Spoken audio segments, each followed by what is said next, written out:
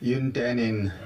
kang pokpia kunin namlam kai ho adin pujang boy hein sila pastor pautin gen hein manilam kai na ing minga migo bohungoven kang pok pisu pa kain ka pi do sai tai mel mate kut atin ahin la anila in pathin hagau thu phon hum ta in ke man mi khat se ki si na hiong le ka sangin amil himang chain tu ni in kang po pi gam song ke man na ho khut ma ma ka pi kit tai ti nei tu chung inam pum pi ung ki hu hing naw hi abul pi pen hi nam thing noi lam kai ho je bo ve so pi te ho tu chan gi bit naw hin na pi pen e chi ke kam sang ai pun pathin thu pun abula ku na hin ji khat he ho zo sin he su ke de hin tunin song tha be in de in UPS pakain ke no sung hilai muna tauna ki tum tunai le wanwi khang tu sim ma khalo ati bangin inam sung anom ngai lo chu ke no am wing som le sagi hoyong chun khat pot je pet mang jong le som le gup chun kinup tu na ne ya ku ki army in ki vai pu tau te tia kinup tu na ne theo he hit sang ya jinam sunga progress ma hi so peteo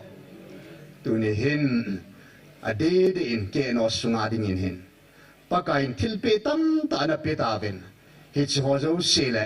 jile UPF sung hiong le nam lam ka ade a thing noi lam ka pa thin mo pon atum be pe ho ding in mi lupu mana tau piu ten tu ni hin ata san ama ma cha pakain mo puna pi hin ata san naw pakain asu dat pi che na ding tau pi ki do tin tu nia de den pakain ipu pau pu PSC pathinin tu khanga dinga nang ho nam ka vil na dinga keiman lam kai pi pwa dinga kana hanai kana gon heti hallelujah pathina na gon sahibo ve ipu pau hi pakain kami pa songa ti hetai in tu ni in vanle si simpa pathinin anunga den pi singin hallelujah Michael Van Dilin song anunga din pi singin Sirup Van Dilin song athon pi singin amma kioi po in vana van mi den song a het pi ta in anam pum pi adi ata san ho in duni chan ya pakai mina ki thop singa ki din pi singa hin pakai that sanun song a din pi singe ma kioi po in that sanu song nama dinga thu gim ho zo se duni hin pakai sala thật sự anh đã tin lệ cái ông cái nó thấy ta nó ông này thấy ta đi bùm khát hi gì ít ngày lúc nó mò chỉ kỹ là mò ngày tán bù bia sống cái đêm mai là chẳng sẽ nằm ở thủ bù in nắm bia thì ata san hoàn ít bữa nó không thấy ta Aziz pin khát anh nói lệ đi bùm pin na sa phải ta hiện tu ni hin inam bùm bia đi à cái nó sunga bắt hin thil pe ho UPF pakain thil pe ho in ke tup ta nam thingoi lam kai ho in pathin angan sinawi hang san ta din pi wa thagau ga sa hi na ba khwani chan ge a adin zo jing thena ding tau piu tin sila tum be a pakain mo puna pe Dr. Hagin hi in siang la pakai hat sanu a hi in to khom pi evangelist pu hin de din hat sanu zong kedam na sang ta in ena ma ding in zong lung lu ta in he chang se sia ding a hin na lung lu ta in taw na tu ni a jingka ka ta wa ka changa chu ka chim lo ja chu na tu ni mi hin sem kho mo tin ki ngai lu na in